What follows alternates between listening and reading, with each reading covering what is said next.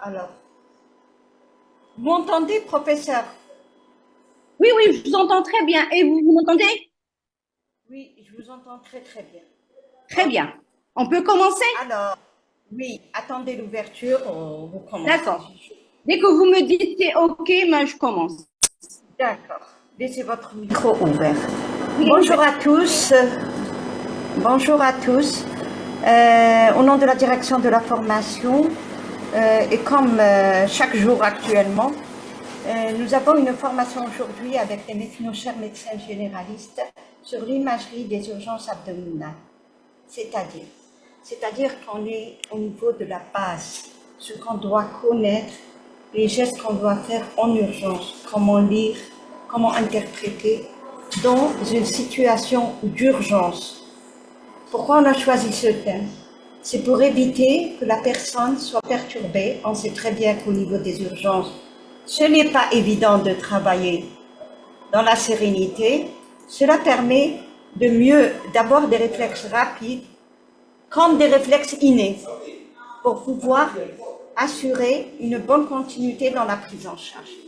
Nous avons aujourd'hui avec nous le professeur Bahali qui est du CHU, qui est maître de conférence à charge en imagerie, en radiologie et imagerie des urgences, une imagerie au niveau du CHU Parnay, CHU Nafissa Hamoud.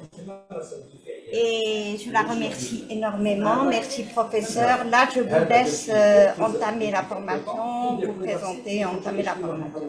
Merci à vous. Merci. Soyez actifs. Écrivez vos questions, s'il vous plaît. Hein. Merci. Bonjour tout le monde. Je me présente, professeur Bali, médecin radiologue. Je travaille au CHU Hussein Dey. Je voulais vous présenter cette question parce qu'en fait, c'est un problème qui est récurrent. Comme elle a dit, Madame Gougam, que vous avez en fait lourd de vos gardes. C'est une des, je veux dire, des thèmes très importants à connaître et à savoir gérer les choses. Donc, en fait, l'imagerie des urgences abdominales, ce qu'il faut savoir. euh, donc là, je vais vous montrer quelles sont les techniques radiologiques à demander. Et chaque pathologie qu'on va voir, je vais vous dire, est-ce que c'est mieux de demander telle ou telle technique radiologique? Je vais vous expliquer quelle technique radiologique qui va apporter plus de renseignements de façon rapide, parce qu'en fait, il faut se dire que lors des urgences, il faut qu'on sache exactement la conduite à tenir et il faut que ça soit une conduite à tenir efficace et rapide, car nous n'avons pas assez de temps, notamment pour le patient, surtout si c'est un diagnostic vital qui est mis en jeu. Donc, en introduction, la douleur abdominale, c'est une cause assez fréquente d'admission en urgence. Actuellement, la radiologie moderne, c'est une technique qui est incontournable. On peut pas faire le diagnostic de n'importe quelle pathologie sans demander un examen complémentaire. Et vous allez voir l'importance des examens complémentaires dans le diagnostic exact et précis des pathologies abdominales lors des urgences. Donc, ça va nous permettre de démystifier les différentes étiologies. Ça permet aussi de réduire le nombre de laparotomies inutiles et ça permet de faire le diagnostic qui est rapide et afin bien sûr d'éviter les complications dramatiques pour le patient. Donc, généralement, c'est des patients qui vont se présenter aux urgences pour des douleurs. Donc là, le rôle du clinicien est très important pour orienter le radiologue. Donc, la clinique ici est primordiale parce que vous allez voir au fur et à mesure, vous allez voir en fait le fait de vous orienter sur le plan anatomique et cliniquement, on va se dire que en fait, on va chercher telle ou telle pathologie surtout. Donc, je vais vous expliquer au fur et à mesure. Donc, il faut connaître exactement le siège de la douleur. Le siège de la douleur va orienter le radiologue pour approfondir au niveau de la zone. Bien sûr, l'examen clinique est primordial, mais les examens complémentaires, à savoir biologiques et radiologiques, sont indispensables pour qu'à la fin, vous puissiez avoir tous les éléments nécessaires pour poser le diagnostic le plus précis possible et prendre en charge votre patient de la façon la plus idéale. Donc, le premier examen, généralement, à demander quand vous êtes en urgence, c'est la radiographie.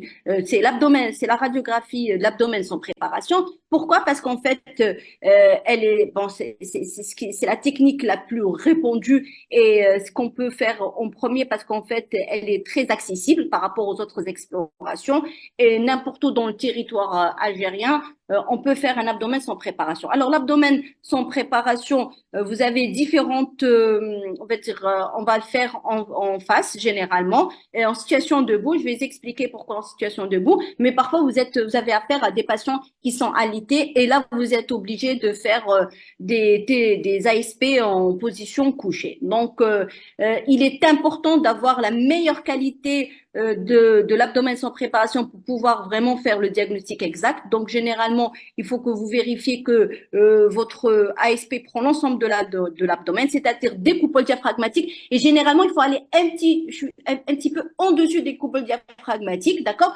jusqu'au pubis, y compris le territoire des orifices inguinaux. Ça généralement pour éliminer des occlusions d'origine inguinale. Donc c'est les hernies inguinales. Donc bien sûr, il faut mettre le nom, la date de naissance, parce que c'est médico-légal. D'accord? Donc, l'ASP, c'est le premier examen à demander. Deuxième examen à demander devant toute douleur abdominale, c'est l'échographie couplée de Doppler couleur. Donc, l'échographie, cette technique aussi, elle est disponible. Et actuellement, même les médecins généralistes se forment à l'échographie. Alors, l'échographie, elle va nous donner des renseignements très importants sur le plan, je vais dire, morphologique. Et le Doppler couleur, ça va apporter plus de renseignements sur le plan vasculaire et hémodynamique. Donc, l'échographie, c'est un examen qui est simple, c'est un examen qui est anodin, c'est un examen qui est quand même accessible pour tout le monde.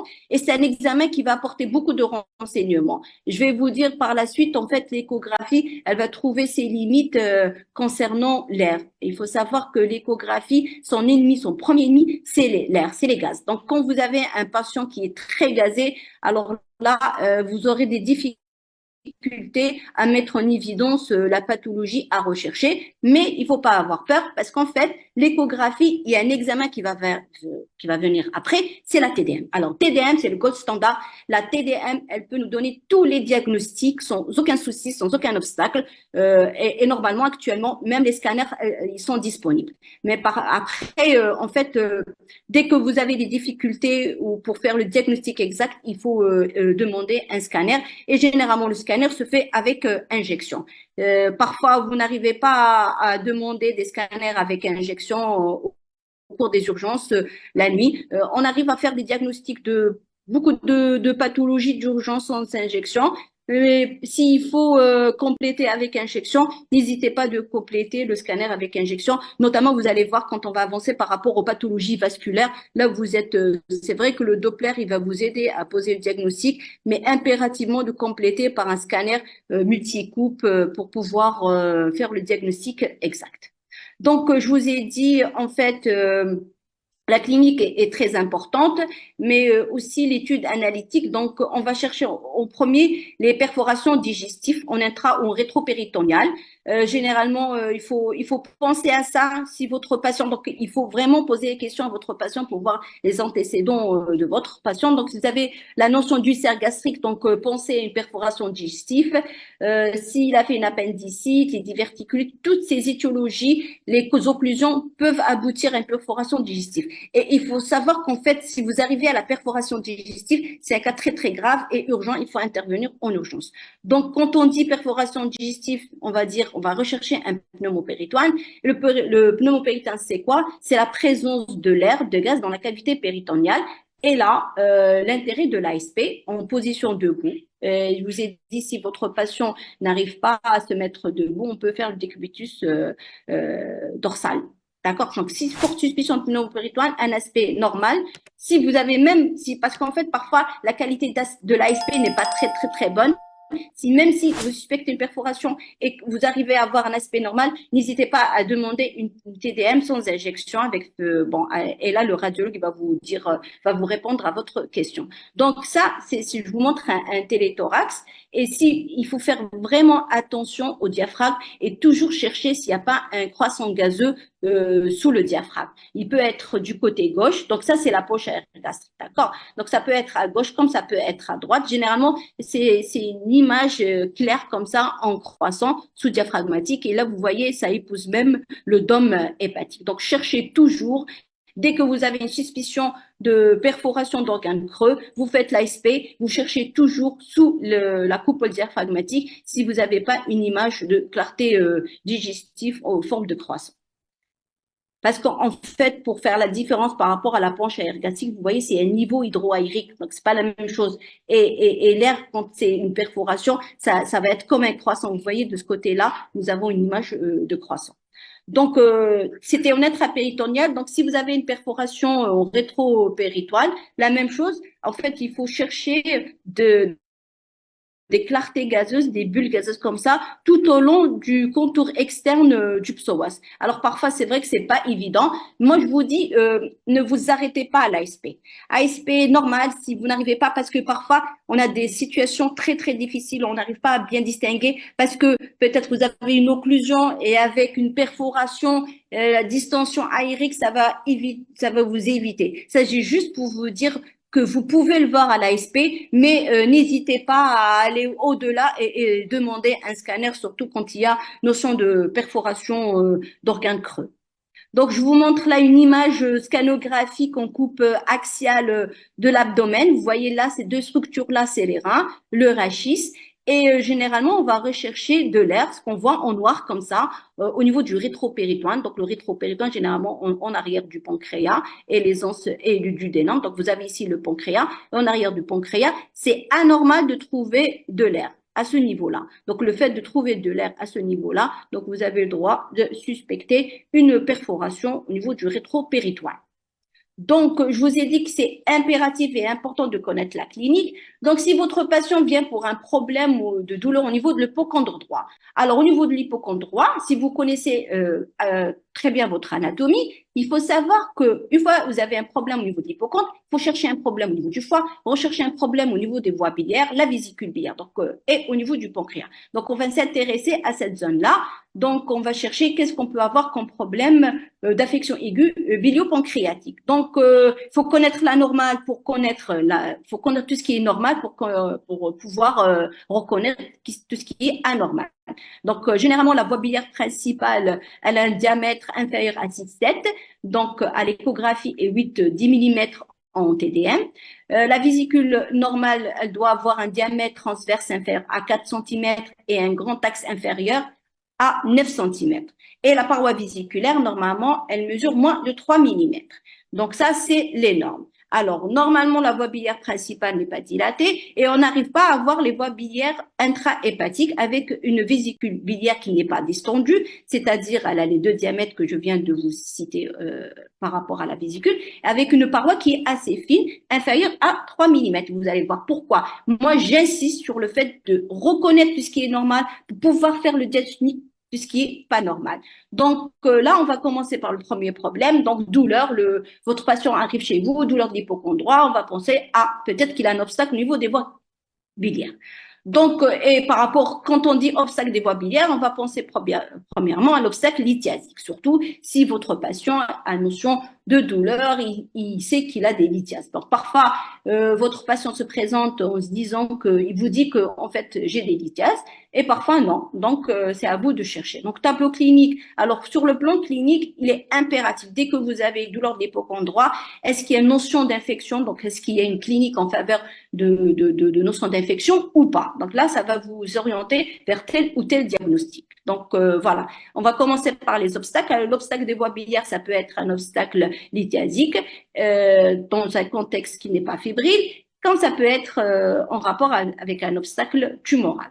Et n'hésitez pas à demander, je vous dis, en fait, dès que vous avez, si vous faites le diagnostic, et bon, il arrive avec douleur de l'hypocondre droit. Vous faites d'abord l'ASP systématique. Parfois, à l'ASP, déjà, vous pouvez voir des images de lithiase, c'est des images calciques hyper denses au niveau de l'air hépatique. Donc déjà, vous suspectez probablement il y a une lithiase. Directement, alors systématiquement, alors jamais ne demandez un scanner avant de faire une échographie. Donc le radiologue qui n'acceptera jamais de faire directement un scanner si vous ne faites pas une échographie. Parce que l'échographie, elle peut nous orienter et elle peut, en fait, même pour vous, faciliter votre tâche pour la prise en charge. Donc, toujours commencer par ASP, écho, et par la suite, on va demander la TDM. Si les deux couples arrivent, c'est-à-dire ASP, échographie, arrivent à faire le diagnostic exact, on s'arrête là. Si vous trouvez que l'ASP, échographie, c'est pas précis,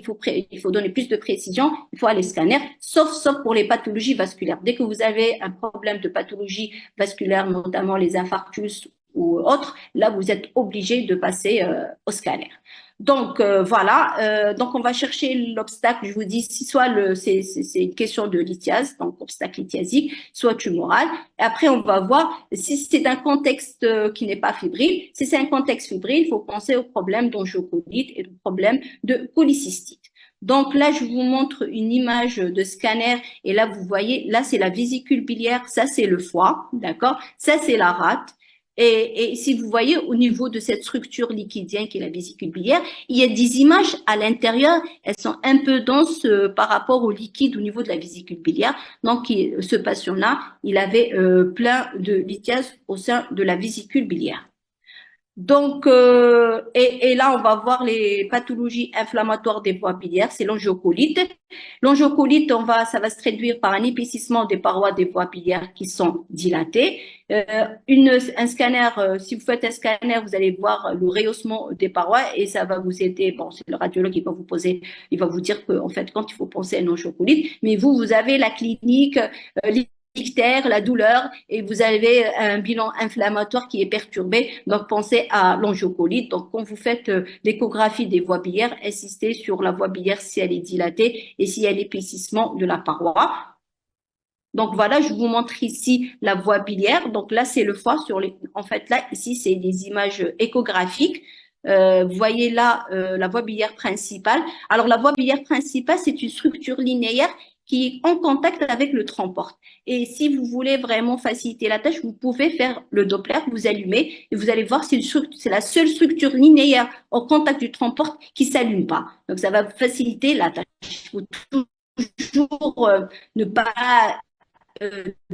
dire ça c'est la voie biliaire principale sans vérifier au mode Doppler que effectivement vous êtes au niveau de la voie biliaire principale et non pas au niveau du trompe-porte. Donc la dilatation, vous essayez de voir s'il n'y a pas un épaississement des voies biliaires. Et en même temps là je vous montre une image tumorale avec compression de la voie biliaire principale, ce qui va aboutir à une dilatation des voies biliaires intra-hépatiques. Concernant l'autre pathologie, c'est la cholécystite aiguë lithiasique. Donc, je vous ai dit tout à l'heure la distension, donc dès qu'il y a un problème de cholécystite, en fait, vous pouvez avoir une distension comme vous pouvez ne pas avoir la distension, d'accord, hydrocholécyste ou pas. Donc, mais par contre, la cholécystite, déjà, vous avez sur le plan manœuvre Murphy échographique, donc vous allez passer au niveau de la zone de la vésicule biliaire, votre patient, il va sursauter en disant « Ah, j'ai mal ». Et là, l'essentiel pour vous, c'est rechercher l'épaississement pariétal qui est supérieur à 3 mm. Et bien sûr, si vous trouvez que vous avez une cholécystite simple, vous arrêtez là parce que le patient, il va être envoyé chez le médecin, il va le refroidir, c'est pas la peine d'aller au scanner. Par contre, si vous voyez qu'il y a une collection où il y a des abcès hépatiques ou chez un diabétique, là, pensez à compléter votre examen par un scanner. Là, je vous montre des images échographiques. Vous voyez très bien, en fait, tout à l'heure, si vous avez vu la vésicule, normalement, la paroi, elle est toute fine, elle est belle. Par contre, là, vous voyez qu'on a un épaississement de la paroi. Alors, attention, tout ce qui est tumoral, tout ce qui est infectieux, tout ce qui est inflammatoire, généralement, l'épaississement, il est circonférentiel et il est régulier, contrairement aux processus tumoraux où vous allez trouver l'épaississement irrégulier et asymétrique. Donc là, j'insiste sur le caractère circonférentiel de l'épaississement. Et vous allez trouver, bien sûr, soit pas forcément une lithiase. Hein, vous pouvez avoir une cholécystite lithiasique, comme vous pouvez avoir une cholécystite alithiasique. Je tiens juste à vous attirer l'attention. qu'en fait, chez les diabétiques, il faut vraiment faire attention, même s'il vous dit qu'il n'a pas mal, il faut vérifier la vésicule systématiquement parce que généralement, il peut faire des cholécystites, mais sans douleur associée. Donc là, c'est important. Là, par contre, c'est une cholécystique qui est compliquée. Vous voyez là, il y a une extension au niveau du parenchyme hépatique. On peut aller d'un stade de phlegmoneux vers vraiment la création d'un abcès. Donc, il faut faire attention. Donc, une fois que vous faites le diagnostic de la cholécystite, allez-y voir tout ailleurs, tout autour. Est-ce qu'il n'y a pas du liquide épais en dehors? Et là, vous allez suspecter une perforation de la vésicule et allez voir le foie si le parenchyme hépatique est d'écostructure normale ou pas. Donc là, vous avez vu qu'on a vu tout ce qui concerne la voie biliaire, donc l'hypocondroit. Là, il faut voir, il faut suspecter maintenant, on va suspecter la pancréatite aiguë. Généralement, c'est au niveau de la région épigastrique. Votre patient arrive avec une douleur qui est atroce. Et là, vous êtes obligé de penser dans des douleurs épigastriques à 3 diagnostics. Est-ce qu'il a un problème d'ulcère? S'il y a un problème du cerf, il faut chercher s'il n'y a pas de l'air au niveau, je vous ai dit, à l'ASP, au sous-diaphragmatique. Ça va vous aider à faire le diagnostic rapide en disant qu'il y a une perforation, il faut que le chirurgien intervienne en urgence. Alors, attention aussi aux infarctus du myocarde. Donc, votre patient, il peut se présenter avec des douleurs épigastriques, mais en fait, il est en train de faire un infarctus. Et le troisième diagnostic, il faut chercher la pancréatite. Alors, je vais vous dire, en fait, à l'échographie, ça va être très, très difficile de faire le diagnostic d'une pancréatite aiguë. Si c'est une pancréatite aiguë à un stade qui est avancé, là, on va trouver les collections, ça va. Mais généralement, quand il y a une pancréatite, il y a l'ileus réflexe. Et l'ileus réflexe va faire en sorte qu'il y aura trop de gaz qui va empêcher votre diagnostic. Mais dès que vous avez une suspicion de pancréatite aiguë, vous faites votre diagnostic. En fait, l'échographie, elle sera faite tout le temps. Pourquoi? Faire le diagnostic, faire les diagnostics différentiels. Mais si vous trouvez un pancréas normal à l'échographie, ça n'élimine pas une pancréatite. La clinique et la biologie est très importante. Il faut demander le dosage de la lipasémie pour voir s'il n'y a pas une augmentation, amylasémie, lipasémie, pour voir s'il n'y a pas une augmentation des enzymes pancréatiques. Donc, même si vous avez une échographie qui est tout à fait normale, ne vous arrêtez pas. La biologie est très importante au cours des pancréatites aiguës. Alors, je reviens. La pancréatite aiguë, vous allez demander systématiquement un scanner, mais par contre, vous n'allez pas demander le scanner sur place, mais 48 heures après, vous allez comprendre pourquoi. Pour la classification de Balthazar, qui est une classification très, très importante pour la prise en charge du patient. Parce qu'en fait, en stade aigu, il y a des lésions qui vont pas apparaître et 48 heures après, généralement, il y a l'apparition de toutes les lésions au niveau du pancréas et en dehors du pancréas. Donc, vous allez faire votre échographie quand même. Vous pouvez voir comme vous pouvez ne pas voir. Je vous ai dit, dès que vous n'arrivez pas à voir, n'hésitez pas à demander le scanner. Dès que vous avez un ileus réflexe, vous avez trop de gaz, votre patient, il est gazé, directement le scanner. Il ne faut pas jouer avec ça parce qu'il y a beaucoup de choses qu'on n'arrive pas à voir quand il y a des gaz.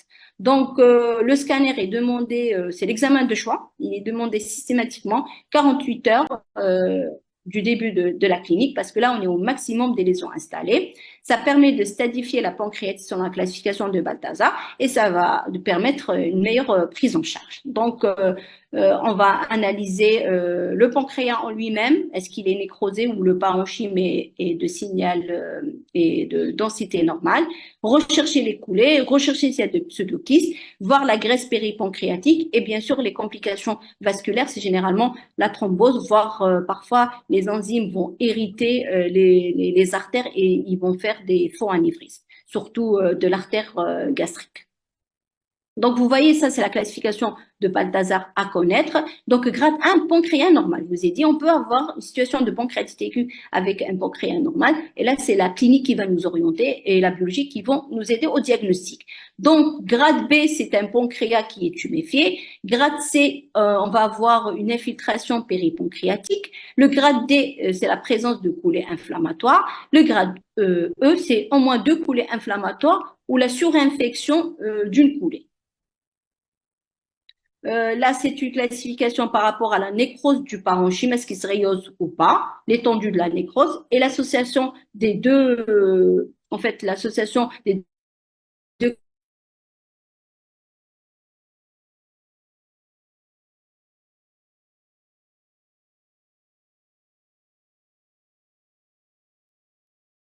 classification, on pourra faire un autre score pour savoir la gravité. Donc là, c'est le pancréas, c'est cette structure de la région épigastrique. Voilà, généralement là, vous voyez, il y a le rachis. Vous aurez le foie de ce côté-là et la rate de l'autre côté. Et le pancréas, il est en postérieur, donc c'est la partie antérieure et c'est la partie postérieure. Vous avez le rachis en arrière et vous avez la paroi abdominale en avant. Et le pancréas, vous allez voir qu'il y a le tronc porte et la veine splénique qui passe en arrière. Donc vous voyez cette structure, vous allez mesurer la taille au niveau de la... Et là, la petite structure qui est là, qui est hypoécogène, c'est la voie biliaire principale. Donc il faut voir la région céphalique mesurée des deux diamètres, la région isthmique, le corps et la queue. Et là, on avait une tuméfaction au niveau de la région de la queue. Et par la suite, il faut voir est-ce que l'écostructure, elle est bonne ou pas. Est-ce qu'il y a des collections liquidiennes au niveau... En fait, il y a des sites, des espaces au niveau de l'espace pararénal antérieur, au niveau du nourrisson, au niveau de l'arrière-cavité des épiplantes. Donc, pour chercher, il n'y a pas une collection ici entre l'estomac et le foie. Donc, je vous montre là, voilà, ça c'est des complications. Vous voyez là, vous voyez ça c'est une collection qui n'est pas tout à fait normale. La situation entre le rein, vous voyez qu'il y a une collection au niveau de l'espace pararénal droit. Vous voyez le rein ici, le foie ici, et là, il y a une collection au niveau de l'espace pararénal antérieur droit. Là, je vous montre des coupes scanographiques avec injection de produits de contraste. Cette structure, vous voyez, je vous ai dit que vous aurez le foie du côté droit, vous avez la rate du côté gauche, et cette structure-là, tout à fait, en fait, l'estomac en avant, c'est la paroi abdominale, et le rachis en arrière, et le début d'apparition des reins. Là, cette structure-là, en virgule, c'est le pancréas.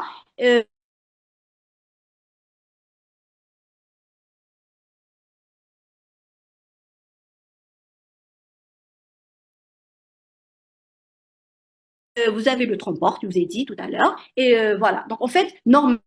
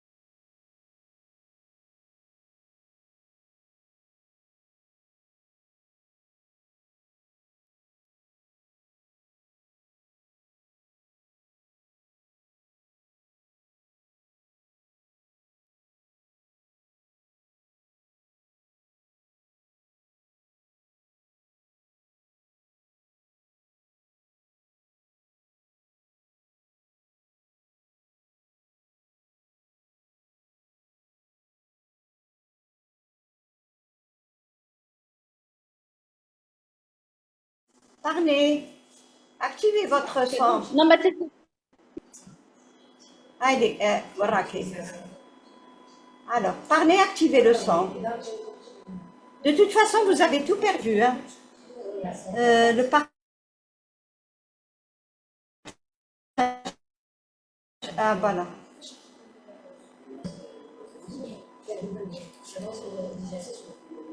c'est bon? Très bien. C'est bon. C'est bon.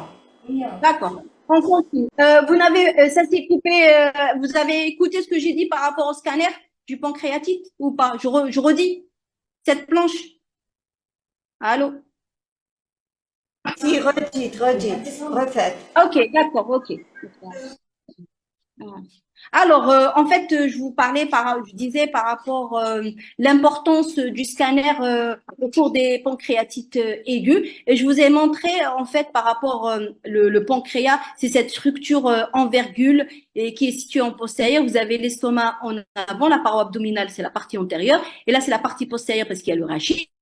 Vous avez le foie à droite et l'arête à gauche. Et je vous ai dit, en fait, en dessous, il y a le passage du tronc porte et de la veine splénique.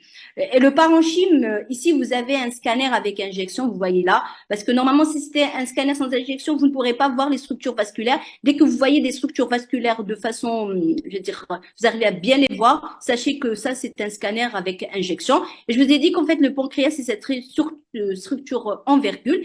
Et le rehaussement, il doit être homogène tout au long du parenchyme pancréatique. Et là, vous voyez très bien qu'il n'y a pas de rehaussement, c'est noir par rapport à ce côté-là. Donc, il y a une nécrose. Et l'étendue de la nécrose va nous orienter vers la gravité de l'atteinte pancréatique. Donc, vous voyez le parenchyme, il y a un défaut de rehaussement. Par la suite, je vous parlais de la graisse tout autour. Alors, normalement, la densité de la graisse, c'est noir, c'est comme cette structure-là. Vous voyez très bien tout autour, là, c'est sale, c'est blanc. La même chose ici. Donc, c'est noir, je veux dire, c'est blanc et début de collection. Donc, les collections, vous allez les voir comme ça. Donc, on va rechercher les collections, je vous ai dit, ici, au niveau de l'espace de Morisson, c'est l'espace qui est entre le rein et le foie. Et vous allez chercher là les collections en arrière de l'estomac, ce que je vous ai parlé tout à l'heure en disant, c'est l'arrière-cavité des épiplans. Par la suite, vous descendez en bas et vous cherchez des collections au niveau de la gouttière pariétocolique de façon bilatérale. Donc, le scanner est impératif. Doute suspicion de pancréatite aiguë, demandez un scanner systématiquement 48 heures après, pas au début de la douleur pour pouvoir voir le maximum de lésions. Là, on a terminé avec les pancréatites. On va voir le foie. Qu'est-ce qu'on peut avoir comme complications, comme problème? C'est les abcès. Donc, on peut avoir des micro-abcès comme des macro-abcès. Et là, la clinique est impérative. Elle est importante. Ça va vous aider. Et vous allez chercher quoi sur le foie? Vous allez chercher une collection. Donc, la collection, généralement, l'hypodense. Et elle a une paroi. Et sur le scanner, vous demandez, dès que vous avez un abcès hépatique, il faut demander un scanner où on visualise très bien la lésion sous forme d'une lésion hypodense qui ne se rehausse pas, avec une paroi propre qui se rehausse. Donc, vous voyez, là, c'est un foie. Et vous voyez très bien qu'au niveau du parenchyme hépatique, qui normalement, il doit être homogène, nous avons une lésion, elle est énorme. Au niveau du foie droit, elle est hypodense. Ce qui est hypodense, c'est liquidien par rapport au foie. Vous voyez, le foie, il se rehausse de façon homogène. Et là, cette collection, vous aurez une hypodensité. La densité, généralement, elle doit être élevée par rapport à une densité liquidienne, parce que tout ce qui est liquide, c'est inférieur à 15 méga, jusqu'à 20 MHz. Tout au-dessus de 20 unités Hensfield, c'est du liquide qui est épais, donc qui se rehausse pas. Donc, vous avez une image comme ça qui est hypodense. Et vous voyez là, il y a une paroi, et cette paroi se rehausse. Donc, devant toute image, comme cette image au niveau scanographique, et avec le contexte clinique, avec un bilan inflammatoire, et bien sûr une fièvre, il faut ne pas hésiter à poser le diagnostic d'un abcès hépatique. Et bon, déjà, l'échographie, vous allez voir l'image et vous allez la confirmer en demandant un scanner. Et le scanner, il va faire un bilan lésionnel plus précis. Il va rechercher s'il y a des adénopathies associées et s'il y a d'autres collections ailleurs et pas uniquement au niveau du foie. Donc, et là, on va arriver aux affections vasculaires du foie. Donc, quand on dit affection vasculaire, on va chercher les signes d'hypertension portale. Alors, généralement, l'hypertension portale, il y a un contexte. Le patient, généralement, c'est chez les patients qui présentent une hépatopathie chronique. D'ailleurs, on les suit régulièrement. On va chercher, au début, l'hépatopathie chronique ne se complique pas de problème d'hypertension portale. Par la suite, elle se complique par l'hypertension portale. Alors, il faut savoir que l'écho-Doppler, c'est l'examen de choix pour mettre en évidence un problème d'hypertension portale. Alors, l'hypertension portale, il faut savoir, elle a différentes étiologies. Est-ce que, en fait, elle est sus-hépatique, elle est intra-hépatique ou là, elle est sous-hépatique? Donc, il y aura différentes pathologies. La pathologie sous-hépatique, c'est tout ce qui concerne la thrombose de la veine portale. Et tout ce qui est sus, c'est Budd-Chiari, c'est les veines sus-hépatiques. Et tout ce qui est intra, c'est généralement l'altération du parenchyme, c'est le cas des hépatopathies chroniques. Donc, l'hypertension portale elle-même on peut faire l'écho-Doppler et ça peut apporter beaucoup de diagnostics. Si on n'arrive pas à faire le diagnostic exact, n'hésitez pas à demander le scanner. En fait, il faut savoir qu'à chaque fois que vous allez demander un examen, le scanner, il est plus coûteux que l'échographie. Si vous arrivez à faire le diagnostic à l'échographie, c'est OK. Si vous n'arrivez pas et vous avez besoin de plus de renseignements et plus de détails, là, vous y allez vers le scanner. Donc là, c'est une image scanographique pour vous montrer en fait la thrombose, c'est quoi. Si vous vous rappelez tout à l'heure, je vous dis un vaisseau, il doit être le rehaussement homogène. Dès que le vaisseau ne se rehausse pas, là, vous suspectez, il y a une thrombose. Donc, c'est un homme de 41 ans, il est venu pour douleur abdominale. Bien sûr, le fait qu'il y ait déficit en protéine S, ça va vous orienter vers les complications. Et là, en scannant, on a trouvé une thrombose porto-mésenterique et que c'est le fait que le vaisseau ne se rehausse pas. Et là, vous voyez les vaisseaux en regard se rehaussent, donc on a suspecté, on a posé le diagnostic d'une thrombose. Les thromboses, je vous ai dit, ça peut être sucé hépatique, c'est le syndrome de Budd-Chiari. Donc, l'écho-Doppler, vous allez chercher, en fait, en faisant l'écho-Doppler, on va chercher les 3 veines sucées-hépatiques, on va les remplir, elles doivent être remplies.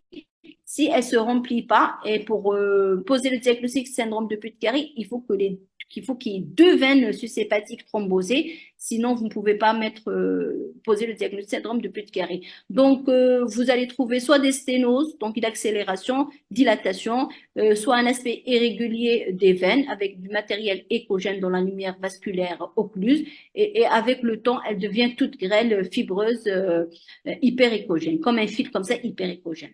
Donc, le Doppler polaire va montrer une absence de flux dans le segment aigu, une inversion de flux dans le segment qui reste perméable et l'apparition de collatéral et dérivation intra-hépatique. Donc, vous voyez là, si vous faites l'échographie, vous voyez une image hyper échogène grêle de la veine suchépatique qui ne se rehausse pas en mode Doppler. Si vous faites un scanner, au lieu que vous voyez là, c'est un rehaussement tout à fait normal et homogène de la veine suchépatique, là, la branche segmentaire, elle ne se rehausse pas. Donc, vous avez un problème de thrombose au niveau des veines suchépatiques qui vont se compliquer, syndrome de Budd-Chiari. Donc, le patient, généralement, il va avoir une hépatomégalie. Et si vous voyez très bien ici, il y a du liquide. Donc, généralement, il se complique d'acide, d'hépatomégalie. Alors, au début, le Budd-Chiari, en fait, vous n'aurez pas un remaniement du parenchyme hépatique, mais par la suite, le Budd-Chiari va être responsable d'une hépatopathie chronique qui va être responsable, elle, d'hypertension importante. Donc, c'est un cercle vicieux. Je vous ai dit tout à l'heure, en fait, il faut mettre le mode Doppler à l'échographie. Vous voyez tout autour, ça se rehausse, mais là, le tronc porte ne se rehausse pas. Et alors là, ce patient-là, il avait un processus tumoral. Il faut savoir, tout processus tumoral hépatique suspect, il peut s'accompagner d'une thrombose. Donc, si vous trouvez une thrombose de la veine porte et vous avez une masse au niveau du foie, et là, il avait un foie d'hépatopathie chronique, vous voyez très bien que le foie, là, il a les contours irréguliers, il y a de la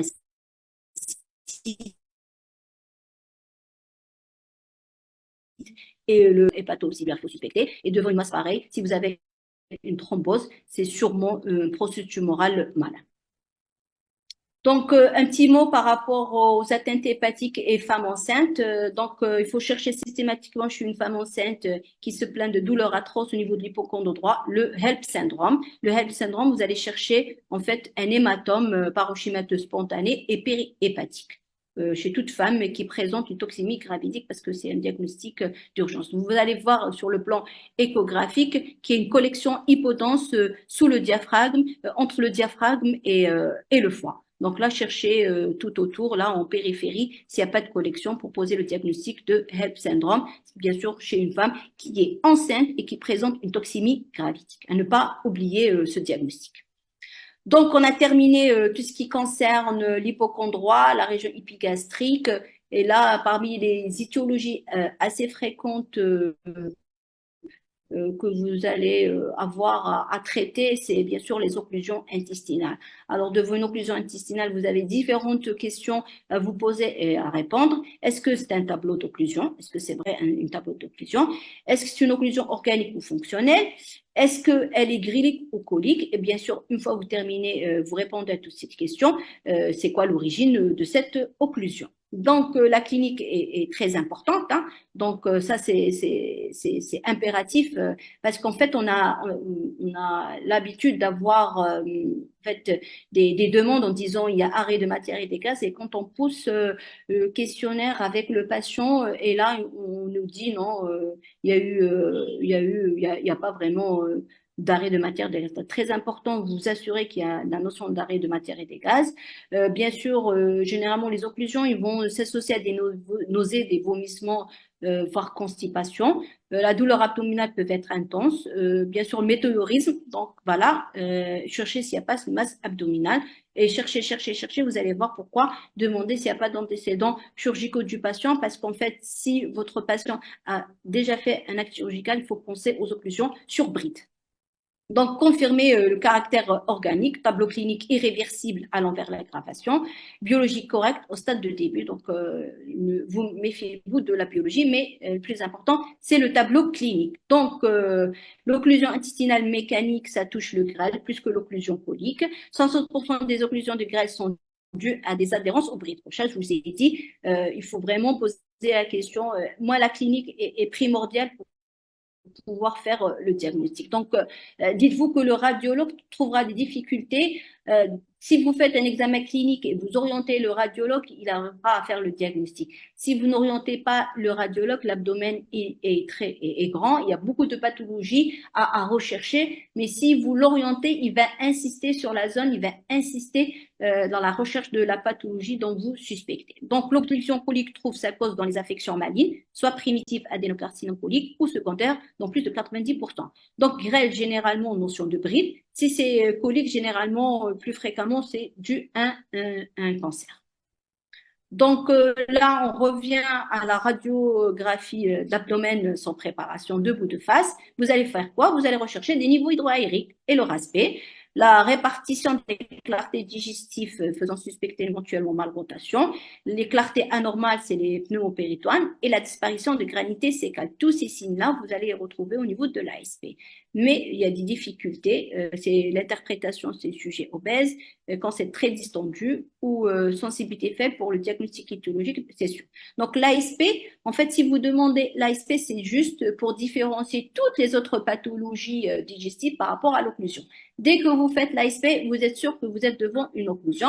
Par la suite, je vais vous dire, il est très important de connaître un ASP normal pour très bien connaître la répartition des clartés digestives au niveau de l'abdomen pour savoir quand c'est normal, quand c'est pas normal. Donc, la répartition des clartés digestives, c'est important. Le fait de rechercher les niveaux hydroaériques et le siège des niveaux hydroaériques et leur aspect, ça va vous orienter vers un problème colique ou grélique. Donc, par la suite, deuxième examen demandé, c'est l'échographie. Et là, vous allez trouver des difficultés. Parfois, on arrive à faire le diagnostic de l'occlusion, on va chercher le niveau de l'occlusion, on va chercher le signe de malrotation ou le Whirlpool sign. Whirlpool sign, vous allez voir, c'est des structures digestives enroulées autour de vaisseaux et mise en évidence des signes de l'occlusion. La limite, c'est la distension aérique et patient obèse. Donc, si vous avez un patient qui est très allaité, qui est obèse, et la distension aérique est très importante, demandez. Vous avez l'ASP, suspicion d'occlusion. Cliniquement, vous avez une suspicion d'occlusion. Vous n'arrivez pas à faire le diagnostic à l'échographie, n'hésitez pas, directement demander un scanner et là, on peut faire le diagnostic facilement. Donc, examen de référence. Donc, si vous vous rappelez, le scan, on fait l'indication de scan de choix, c'est lors des pancréatites et lors des occlusions. Donc, on va faire un scanner avec et sans injection et ça va nous permettre. Donc, généralement, on ne donne pas d'opacification parce que le fait qu'il y ait une distension, il y a l'obstacle, il n'y aura pas de passage. Il y aura des niveaux hydroaériques, donc on pourra faire le diagnostic. La distension des os se fait spontanément. Les occlusions du grêle. Alors, comment vous allez savoir c'est une occlusion du grêle? On va voir les signes radiologiques de l'occlusion du grêle. Par la suite, on va voir les étiologies. Donc, alors généralement, vous allez voir que les niveaux hydroaériques, ils auront une position qui est plutôt centrale. Ils sont plus larges que hauts. Et l'absence, les niveaux hydrauliques peuvent être totalement absents à l'ASP et uniformément opaques. Donc, si vous n'avez pas, en fait, si vous n'avez pas de niveau hydroaérique, vous allez voir tout deviendra blanc. Vous ne verrez rien du tout. Donc là, je vous montre à l'ASP et vous voyez là, vous avez des niveaux hydroaériques. Donc, quand vous avez un problème de grêle, alors les niveaux hydroaériques, ils vont être plus larges que haut et une disposition centrale. Parce que c'est normal. Le côlon, il a une disposition plutôt périphérique. Les anses grêles, ils ont une disposition plutôt centrale. Donc, vous allez avoir comme ces images-là de niveau hydroaérique plus large que haut. Donc là, vous pouvez suspecter avec notion clinique, donc vous pouvez dire que vous êtes devant une occlusion du grêle. Par contre, l'ASP ne vous dira pas l'étiologie de votre occlusion. Est-ce que sur bride, est-ce que sur un processus tumoral, est-ce que plutôt un volvulus? Donc là, vous ne pouvez pas, vous êtes obligé de pousser des investigations radiologiques. Vous demandez l'écho-Doppler et l'échographie parce que, je vous ai dit, c'est un examen qui est accessible. Et là, on va mettre en évidence une dilatation de grêle. Alors, les grêles par rapport au côlon, au niveau de l'échographie, les anses gréliques, vous allez voir que les valvules sont rapprochées par rapport au côlon. Le côlon, la paroi du côlon, il y a moins de valvules. Donc, segment de grêle dilaté au-delà de 2,5. Vous avez 25 mm, vous suspectez une dilatation du grêle. Généralement, vous allez trouver une anse qui est dilatée, qui est pleine de liquide, avec des mouvements de va-et-vient. Donc, vous allez voir des mouvements au niveau de l'anse parce que c'est comme s'il y a des poussées. Il essaye de pousser le liquide vers le bas pour l'évacuer. Et en le poussant, le liquide va trouver un obstacle, il va revenir, il va faire marche arrière. Donc, vous allez voir ce mouvement-là, vous allez voir la distension de grêle. L'acide visualisé, donc vous pouvez avoir de l'acide, et là c'est signe de gravité, qui a risque le fait de trouver de l'acide, donc risque la création de troisième secteur, et en plus le fait de pouvoir dire que peut-être à distance c'est important, on a eu une perforation. Il faut toujours chercher les signes de souffrance, donc l'épaississement de la paroi et l'absence de perfusion du segment épaissi. Donc ça, c'est des signes de gravité, donc le fait qu'il y ait de l'acide, le fait qu'il y ait l'épaississement de la paroi, donc il y a une souffrance de la paroi. Si ça persiste, ça peut aller vers la nécrose. Et si on dit nécrose de la paroi, on va dire perforation. Donc tout ça, c'est des signes de gravité. Et rechercher ce que j'ai dit tout à l'heure, l'enroulement des vaisseaux, c'est l'indicateur de volvulus. Donc, recherche à l'écho-Doppler l'interposition de l'artère mésentérique supérieure et de la veine mésentérique supérieure. La veine mésentérique supérieure est toujours située à droite de l'artère mésentérique supérieure. Si elle s'enroule autour et elle devient à gauche, il faut suspecter un volvulus. Donc, le scanner, on verra plus facilement la distension, la dilatation des anses gréliques. Et on va chercher les mêmes choses, les signes de gravité, l'épaississement de la paroi, donc il y a une souffrance. L'hypotose pariétale, c'est des signes de nécrose et de gravité. Et parfois, on a des images d'hyperdensité spontanée de la paroi, donc il y a une hémorragie murale. Tout ça, c'est des signes de gravité. Il faut mentionner ça, en fait, le radio qui mentionne ça, pour que vous, dès que vous voyez ça, il faut dire que c'est des signes de gravité, il faut l'envoyer rapidement chez le chirurgien. Et là, donc on va faire le diagnostic positif, on va faire les signes de gravité, mais il faut rechercher la cause. Comme ça, le chirurgien pourra résoudre le problème. Donc, qu'est-ce que c'est une hernie? Cherchez s'il y a des hernies. Donc, vous voyez au niveau de l'aire ombilicale, au niveau inguinal, au niveau des obturateurs. Et est-ce qu'il y a des lésions inflammatoires du digestif? C'est le cas de Crohn. Généralement, les malades qui souffrent de Crohn, ils se compliquent de sténose étagée, donc ils peuvent compliquer d'occlusion, voire tumorale. Mais tumorale, c'est moins fréquent par rapport au côlon. Donc là, je vous montre des images scanographiques en coupe axiale avec injection de produits de contraste. Et vous voyez, à l'état normal, les anses, elles sont pas distendues comme ça. D'accord? Donc là, vous voyez qu'il y a une distension des anses gréliques et avec un niveau hydroaérique. Donc les niveaux hydroaériques, généralement, c'est le cas des occlusions. Vous allez voir quand vous allez avoir un ilus réflexe, il y a une distension aérique diffuse. Il n'y a pas la notion de niveau hydroaérique. Quand vous avez cette notion de niveau hydroaérique, il faut penser à un problème d'occlusion. Donc là, vous avez les anses gréliques qui sont centrales, elles sont distendues, plus de 25 mm avec un niveau hydroaérique. Donc là, déjà, vous posez le problème de diagnostic. Donc, le syndrome lésionnel est là, vous voyez, en fait, il faut l'antécédent. Vous voyez là, les anses, elles ne sont pas distendues. Donc, vous allez avoir une zone de transition entre des onces qui sont distendues et des onces qui ne sont pas distendues. Généralement, ce qu'on fait, on va aller chercher là où l'once n'est pas distendue, c'est ce qu'on appelle la zone de transition. Et là, on a l'aspect de bec.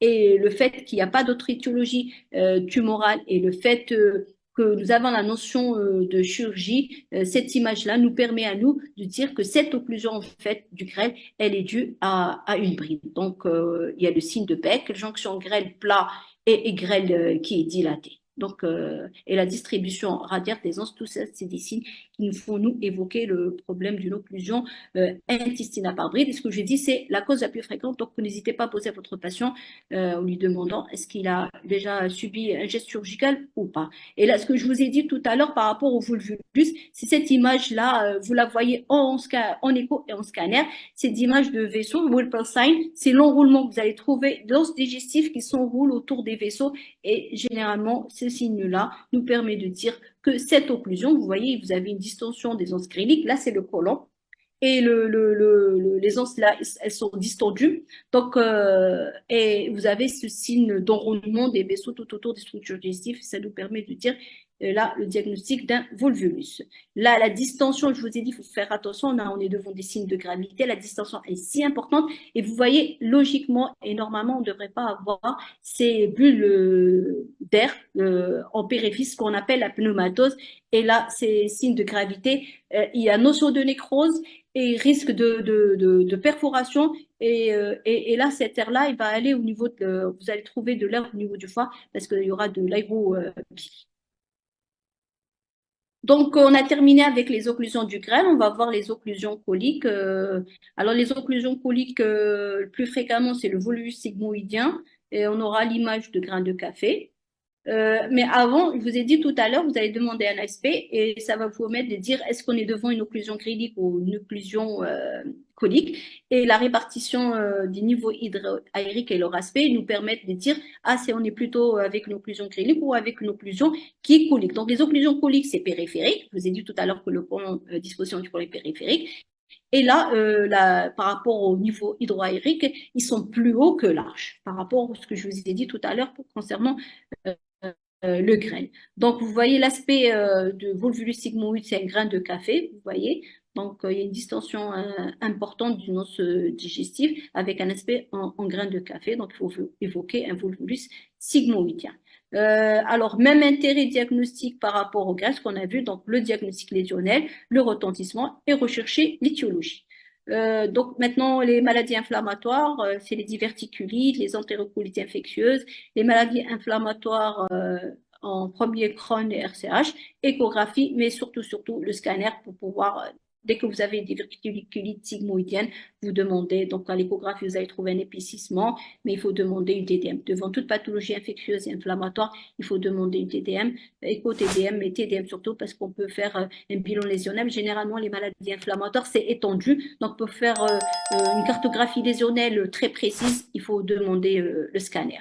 Donc, la plupart des actes inflammateurs du grêle et du côlon se manifestent par un épaississement pariétal visible, tant en échographie qu'en tomodensitométrie. Si au niveau, on est devant le grêle, c'est 3 mm, le côlon, c'est 5 mm. Mais alors là, tout ce qui est épaississement inflammatoire, c'est un épaississement circonférentiel régulier, contrairement aux épaississements tumoraux. Vous allez voir, l'épaississement, il est irrégulier et asymétrique. Donc ça, j'insiste toujours.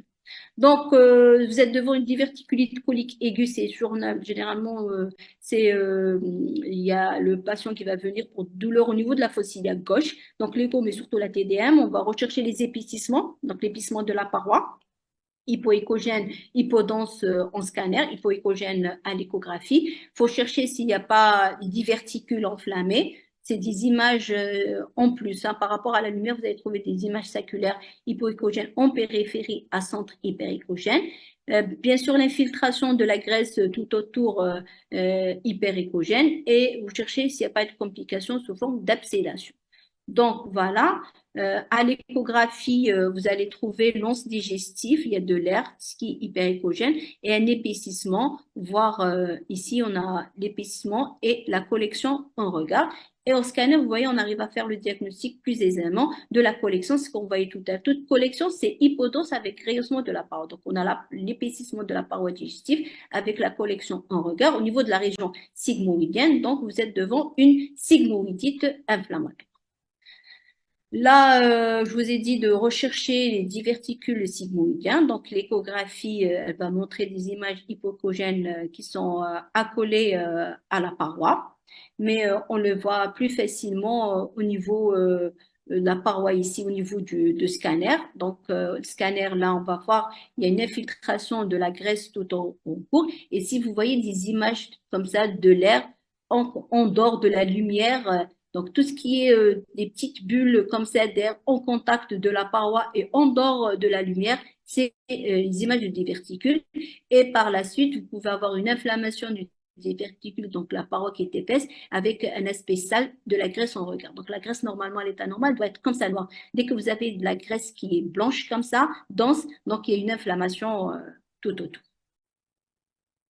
Les maladies inflammatoires et leurs complications, donc on revient toujours rechercher les abcès et les fistules, l'épaississement. Donc l'exemple type, c'est maladie de Crohn. Donc vous allez avoir un épaississement circonférentiel étendu de la paroi. Vous allez avoir des signes de peine au niveau des vaisseaux mésentériques, l'inflammation des vaisseaux mésentériques qui s'associe à l'inflammation de la paroi.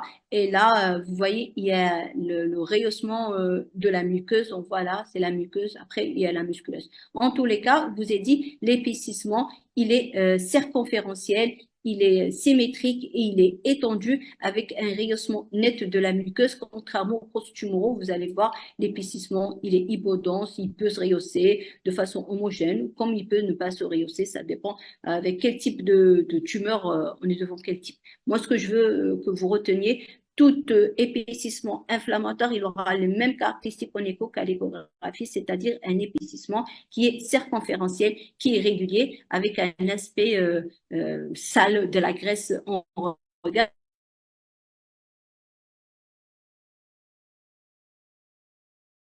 Vous allez chercher s'il n'y a pas de fistule, s'il n'y a pas d'abcès, ça complique cette épice. Nous avons un épice en regard de la graisse et en contact avec l'anse digestive. Généralement, c'est trajet fistuleux. Et par la suite, vous voyez s'il n'y a pas de collection dans cette zone-là qui fait communiquer cet épicement, le trajet fistuleux.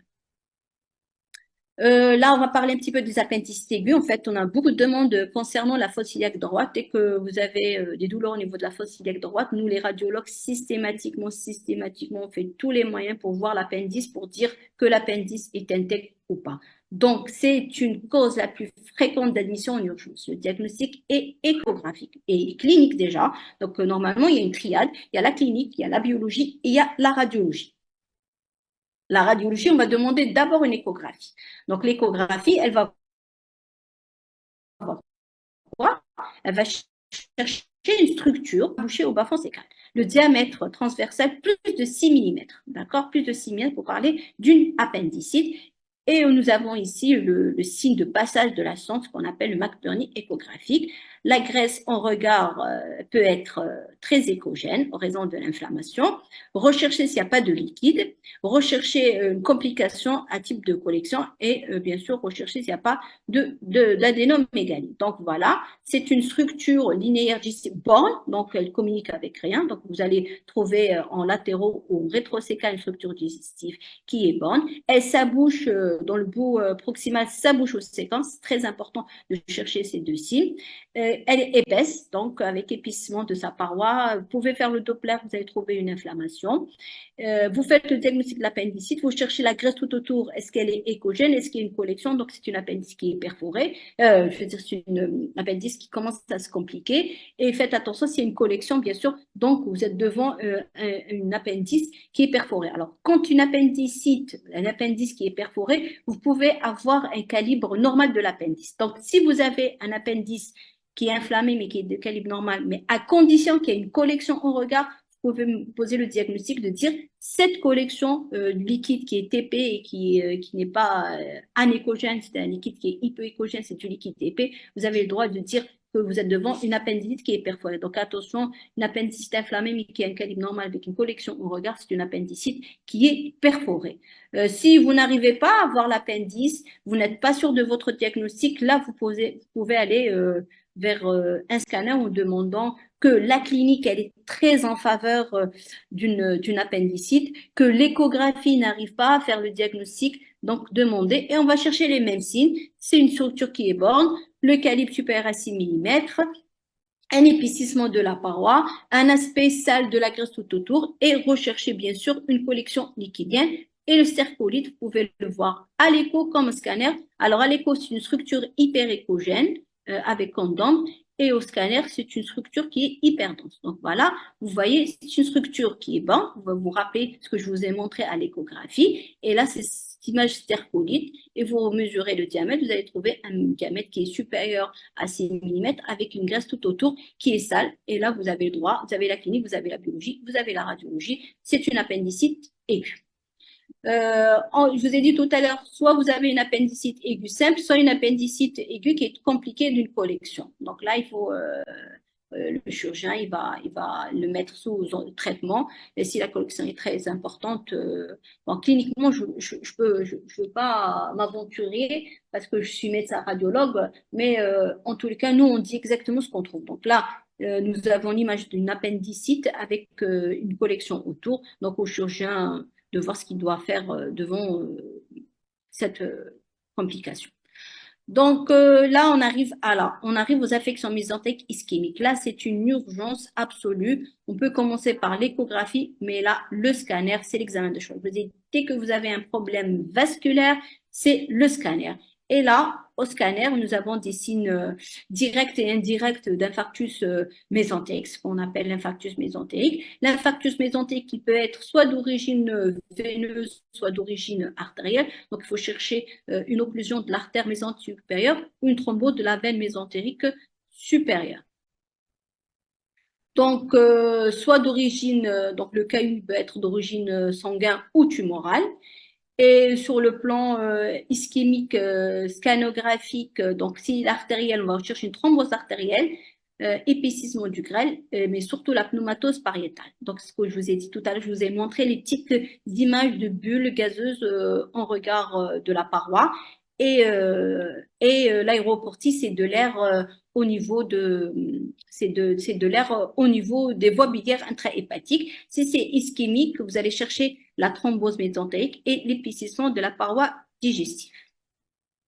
Voilà, ça c'est pour vous montrer la pneumatose pariétale. Vous voyez, normalement, l'air, c'est des niveaux hydroaériques, il y aura du liquide et de l'air. Et si vous trouvez de l'air en dessous, vous voyez, il y a du collection, il y a du liquide ici. Normalement, on ne trouverait pas de l'air en dessous du liquide. Le fait d'avoir des petites bulles tout autour de la paroi accolée, ça, c'est une pneumatose. Et la pneumatose, c'est un signe de gravité. Donc, il faut toujours chercher ça au cours de l'infarctus mésentérique. Donc, si c'est artériel, il va s'associer plus avec... la souris ne fonctionne pas. Donc là, je vous montre les images échographiques, voilà, par rapport à l'aéroportie. Pardon. Voilà. Ma souris, je ne sais pas où elle est partie. Voilà. Alors, ces images hyper échogènes, ça témoigne de la présence de l'aéroportie. Et sur le plan scanographique, ces images qui sont hypodenses comme ça, c'est de l'air. Donc, je vous ai dit, on va chercher les signes directs. C'est la thrombose de la veine mésentérique ou l'occlusion de l'artère mésentérique. On va chercher les signes indirects. C'est la souffrance de la paroi ou voire l'émincissement de la paroi, la pneumatose, l'aéroportie. Tout ça, c'est des signes évoquant une ischémie mésentérique et c'est une urgence extrême à prendre en charge. Là, on reparle par rapport à la thrombose au niveau de la veine mésentérique supérieure. Voilà, on a vu à peu près la majorité des pathologies à rencontrer au cours des infections, au cours des douleurs abdominales aiguës. Si vous avez des questions, n'hésitez pas. Donc, on passe au débat. Est-ce que vous préférez passer au débat partie par partie, professeur, ou bien vous les laissez Non, en libres général, de dites-moi ce que poser vous des avez. Non, en questions? général, si vous avez des questions, je réponds. Alors, on reprend le début. Est-ce que vous avez des questions? Là, il n'y a pas de questions inscrites, mais on aimerait bien que maintenant qu'elle vous a donné toutes les précisions possibles, alors là, surtout par rapport à l'échographie, hein, essayez de poser vos questions. Dites-moi ce que vous voulez, je vous réponds par rapport aux étiologies. Exactement. Vous Est-ce que avez des vous-même, vous problèmes, parce que je avez... sais qu'actuellement, les médecins généralistes, ils font de l'échographie. Donc, si vous avez des Oui, mais difficultés, ils font de l'échographie à leur dépens parce que ils n'ont pas de... La réglementation ne leur permet pas de faire l'échographie jusqu'à ce jour. ouais. Et pourtant, vous le dites très très bien que l'échographie est devenue, avant avant, c'était Ouais, c'était pas l'ASP qui nous possible. guidait. Oui, oui, oui, c'est vrai. Mais Et là, actuellement, je vais vous dire, madame, le problème, c'est le souci, c'est quoi? En fait, au centre, il y a assez de radiologues. Mais dès que vous partez en périphérie et le sud, il y a de moins en moins de radiologues. Donc, un généraliste, il va se retrouver seul devant les urgences et il doit faire en sorte d'orienter les chirurgiens pour avoir le diagnostic le plus précis et faire avec ses moyens. Donc, c'est pour ça, euh, si le centre, ça va. Mais après, vous savez, la pratique est très importante. En fait, l'échographie, c'est pas aussi facile que ça. Hein. Il faut vraiment s'entraîner des années, insister tout ce qui est normal pour pouvoir arriver aux pathologies. Parce mais que pourquoi l'ASP a perdu sa place? Parce que actuellement, madame, les gens, le médecin, il demande beaucoup de précision. Avant, le médecin, il se contentait de l'ASP en disant, ah, peut-être ça, c'est une occlusion. Mais par contre, un ASP devant une appendicite aiguë, s'il n'y a pas un hélice réflexe, s'il n'y a pas je vais dire, comment dire, sentinelle, on ne suspectera pas ça. Avant, on se basait que sur la clinique, l'ASP et l'échographie. Mais là, Oui, puisqu'il y a le scanner, il y a l'écho, l'imagerie, elle s'est énormément développée et le clinicien, maintenant, il n'ouvre pas un patient s'il n'est pas sûr et certain du diagnostic. Avant, on ouvrait, avant, parfois, il y avait des dégâts, mais là, le chirurgien n'ouvrira pas un patient s'il n'est pas sûr à 100% du diagnostic. Parce que même actuellement, même par rapport aux patients, avant, il n'y avait pas on va dire, la médecine est devenue plus précise actuellement par rapport à avant. Donc, voilà, c'est à cause de cette précision pour une meilleure prise en charge du patient, pour que le chirurgien ne se trouve pas à ouvrir et trouver des dégâts. C'est mieux qu'il sache exactement il peut utiliser la parotomie, comme il peut utiliser d'autres techniques chirurgicales. Quand on va l'orienter, on va faire moins de dégâts. On va éviter de faire des cicatrices énormes. Parce qu'en fait, si le chirurgien n'est pas orienté, il peut faire une cicatrice énorme à chercher le problème exactement où est situé. Et là, grâce à l'écho et grâce au scanner par rapport aux occlusions, moi, je vais orienter directement le chirurgien au site de l'étiologie, aussi de l'étiologie de l'occlusion. Donc, si c'est au niveau de la fosse iliaque droite, il ira directement au niveau de la fosse iliaque droite. Si la bride, elle est au niveau de la fosse iliaque gauche, il ira directement au niveau de l'hippocampe. Il ne fera pas une laporotomie énorme au niveau de la ligne médiane pour aller chercher où est l'étiologie de l'occlusion. C'est devenu de plus en plus précis. Toutes les spécialités, actuellement, ils demandent au radiologue de donner le diagnostic précis pour que le chirurgien puisse ou le clinicien puisse prendre en charge de la meilleure façon son patient. On n'a plus le droit de dire ah peut-être c'est ça. Non, il faut maintenant actuellement on nous demande de faire le diagnostic précis pour une meilleure prise en charge du patient et éviter les complications, bien sûr. est-ce que vous avez vu les questions? Ah, il y a des questions? Oui. Allez-y vers... attendez. Allez-y vers... attendez, j'ai pas...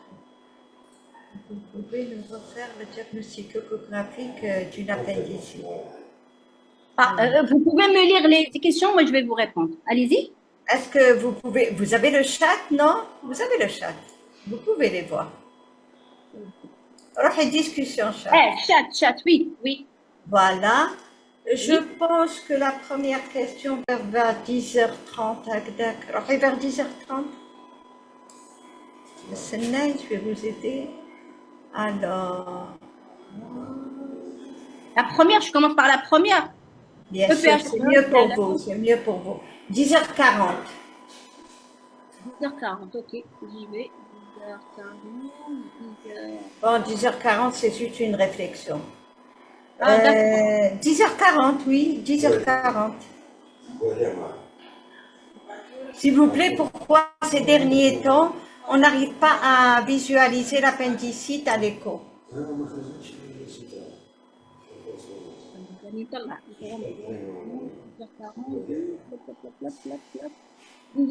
10h40, exactement, il y a le PS, docteur Issad. Non, mais ce que j'ai dit, en fait, il faut être. Alors, ce que j'ai dit, en fait, le radiologue, il doit être entraîné. L'échographie, elle va dépendre du médecin, donc du taux de sa pratique. Donc, elle est opérateur dépendant de l'échographie, faut dire. Hein. Est-ce que ce médecin, il a l'habitude de faire beaucoup d'échographie ou pas? Ça dépend de l'opérateur. Et je vous ai dit, l'appendicite, le problème, c'est quand il y a un ileus réflexe. Et je vous ai dit, le premier ennemi de l'échographie, c'est l'air.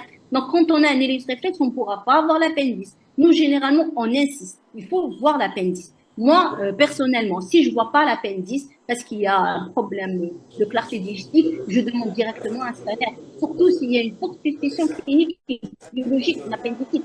L'échographie, elle a ses limites, et ses limites, c'est les gaz. Dès que vous avez les gaz, vous ne pourrez pas voir l'appendice. Faites ce que vous voulez, vous ne pourrez pas la voir. D'accord? Donc, généralement, on a même des soucis avec des patients qui sont agités. Les enfants, quand il y a trop de gaz avec un élus réflexe, on a des soucis à voir l'appendice. Mais je vous ai dit, en plus, ça dépend de l'opérateur. S'il est entraîné à voir l'appendice, s'il n'est pas entraîné à voir l'appendice, on aura beaucoup de comptes rendus en disant qu'on n'arrive pas à voir. C'est juste que soit il ne sait pas faire, soit il y a trop de gaz, et là, il faut demander un scanner, ne pas hésiter à demander un scanner. Voilà. Alors, pour l'infarctus mésenterique, la clinique est pauvre et le diagnostic est toujours posé en retard et se demande de TDM par excès. En fait, je vous ai toujours dit que la clinique est primordiale. Si cliniquement vous suspectez un infarctus mésentérique échographique, vous n'arrivez pas à voir directement la TDM, il faut demander le scanner. C'est l'examen de choix. Si cliniquement vous avez suspicion d'infarctus mésentérique et vous avez bien dit qu'en fait c'est une urgence extrême l'infarctus mésentérique et on perd beaucoup de patients parce que le diagnostic se fait en retard. Et même avec l'infarctus mésentérique, on peut avoir une distension et on va avoir de l'air, donc on ne pourra pas vraiment voir tout ce qui est thrombose et signes directs. N'hésitez pas à demander un scanner. C'est l'examen de choix. Donc après, on va faire le diagnostic graphique. Je vous ai dit, en fait, c'est une structure, pour l'appendicite, hein, c'est une structure digestive. Vous allez voir, en fait, elle aura différentes parois. C'est comme la paroi digestive. Donc, il y a une muqueuse, il y a une musculeuse, il y a l'adventice. Donc, vous allez avoir les différentes parois musculeuses, voilà, muqueuse, la sous-muqueuse et la musculeuse et l'adventice. Donc, c'est une structure borne. Vous allez, au niveau de la fosse iliaque droite, il faut la chercher au niveau de la fosse iliaque droite. Une structure borne, c'est-à-dire que vous n'arrivez pas à la relier avec quelque chose au niveau distal, il est borne. Vous la reliez pas, elle se ferme directement. Donc, ça, c'est une structure borne dont le diamètre est supérieur à 6 mm. En latéraux, vous allez la voir, elle sera en contact avec le psoas. Donc, vous allez au niveau de la fosse iliaque droite, vous trouvez une structure borne, elle se continue avec rien, mais elle est liée, elle se relie la partie proximale avec l'appendice, le diamètre 6 mm. Et si vous trouvez cette structure plus de 6 mm, suspectez une appendicite. Et cette structure bande digestive, vous la cherchez, vous commencez au niveau de l'hippocampe parce qu'elle peut être en sous-hépatique, donc vous la cherchez en sous-hépatique, vous la cherchez en rétrocécale et vous la cherchez en latérocécale. Pour ça, je dis, il faut que ce soit quelqu'un qui a l'habitude de faire l'échographie pour pouvoir aller chercher cette structure borne au niveau de ces différentes zones. Et pour pouvoir dire, OK, j'ai vu l'appendice, elle est de calibre normal, éliminer l'appendicite ou non. Par contre, là, parce qu'en fait, l'appendice, si elle est normale, on élimine le diagnostic. D'accord? On n'a pas un appendice qui est de calibre et d'aspect normal avec suspicion d'appendicite. Ça n'existe pas. Alors, alors, l'infarctus mésentérique, je vous ai dit, il y aura des signes directs et indirects. Les signes directs, c'est trouver l'occlusion de l'artère mésentérique ou la thrombose de la veine mésentérique. Donc, c'est des structures vasculaires au niveau de l'abdomen et on va chercher. Alors, à l'échodoppler, il faut allumer votre échodoppler au niveau des vaisseaux. Normalement, un vaisseau, il doit être rempli de couleurs. Ça, c'est perméable. Si votre vaisseau ne se remplit pas, là, il y a un souci d'infarctus mésentérique. L'infarctus mésentérique, il peut être artériel, comme il peut être veineux. Et là, signe direct, je vous ai dit, vous allez directement voir la veine et voir l'artère, elles sont perméables ou pas. En écho, je vous dis, mode Doppler, ça doit être rempli. Au scanner, je vous ai montré tout à l'heure l'aspect d'un vaisseau qui se rayose de façon normale. Si ça ne se rayose pas, vous êtes devant un problème d'infarctus mésentérique. Et l'infarctus mésentérique, il a des signes indirects. C'est l'occlusion, il peut se compliquer d'occlusion, il peut se compliquer de pneumatose parietal, c'est des images aériques, des bulles d'air tout autour de la paroi. Et il faut rechercher les signes de gravité. C'est la pneumatose, elle fait partie, la distension, elle fait partie, donc il risque le défaut de rehaussement de la paroi fait partie, c'est des signes de gravité qui disent qu'il faut intervenir immédiatement sur une perforation, il y aura une nécrose. Et si dit perforation, nécrose, il y aura en fait quand ils vont opérer, ils vont enlever un segment nécrosé, ils vont faire de la chirurgie. C'est une chirurgie qui est assez lourde, donc il faut intervenir rapidement. Donc, alors, TDM devient partie de Laura TDM. Alors, je vous ai dit, TDM, si vous avez suspicion d'une cholécystite, vous demandez une échographie. L'échographie, elle fait le diagnostic, on arrête là. Par contre, je vous ai dit, si vous avez un problème de pancréatite, c'est le scanner 48 heures après. Vous faites l'échographie, dans tous les cas, l'échographie, la pancréatite, ça va orienter le diagnostic, vous êtes obligé de faire le scanner. Et tout ce qui est occlusion aussi, vous allez voir, vous avez des difficultés à faire le diagnostic à l'échographie, allez-y au scanner. Tout ce qui est vasculaire, Budd-Chiari, infarctus de myocarde, allez au scanner. Et tout ça, c'est des indications de scanner. Oui, oui, on a discuté par rapport à l'appendicite et au faux diagnostic, effectivement.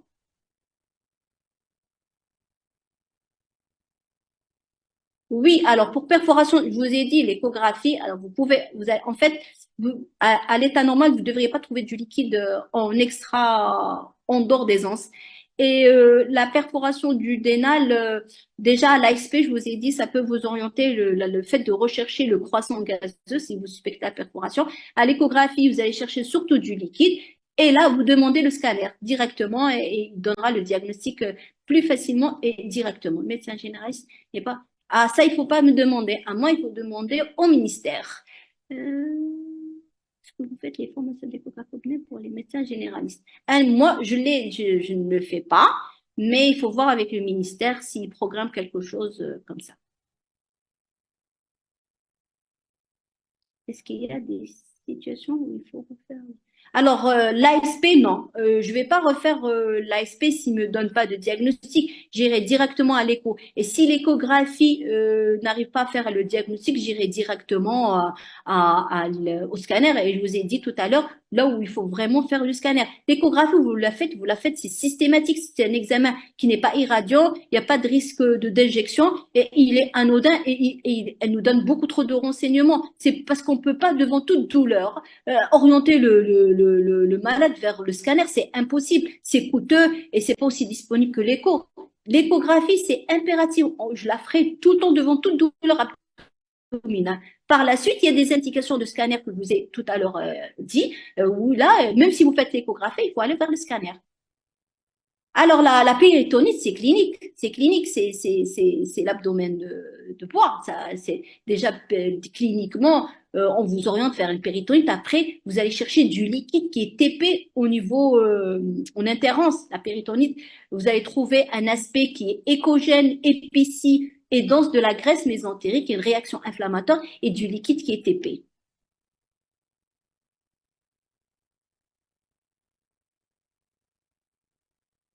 Oui, alors ça dépend le stade de la carcinose péritoniale, hein. Et après, ça dépend de celui qui vous a fait le scanner. Est-ce qu'il y a des cas d'appendicite à droite? Donc, l'appendicite, généralement, à la droite. Vous voulez dire, est-ce qu'il y a des cas d'appendicite à gauche? Oui, si nous sommes devant les malrotations, devant les malrotations, on peut avoir une appendicite à gauche. Ça, c'est sûr, généralement, pas de place à la dans le diagnostic, c'est radiologique. Alors, ne dites pas de place. Écoutez, la clinique est très importante. La biologie, elle va vous orienter pour un problème infectieux ou pas. La biologie, elle va vous orienter pour des troubles hémodynamiques, comme vous dites. C'est pas possible, c'est indissociable de me demander un radiologue sans dire la clinique, sans les orienter, sans demander la biologie. C'est faux d'aller directement à la radiologie. Il faut jamais avoir ce geste-là. Veut dire, il faut passer par des étapes. La clinique est primordiale. La biologie aussi, elle est très importante. Par la suite, il y a la radiologue. Et en ayant cette triade, vous allez arriver à faire le diagnostic. Chaque chose a son importance. Il ne faut pas dire qu'en fait, il n'y a que de la radiologie. Non, non, non, je suis pas d'accord. Qu'est-ce que la TDM? Est-ce que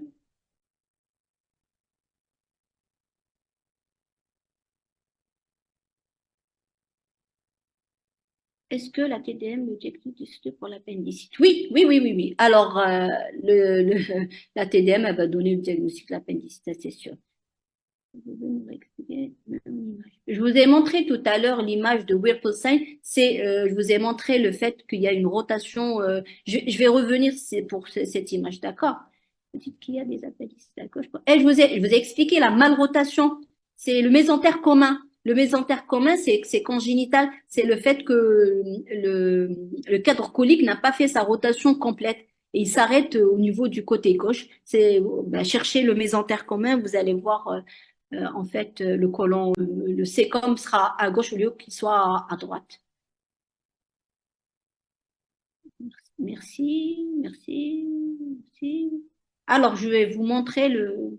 Donc, il n'y a plus de questions. Encore merci. Vous pouvez éclairer plus sur le cas.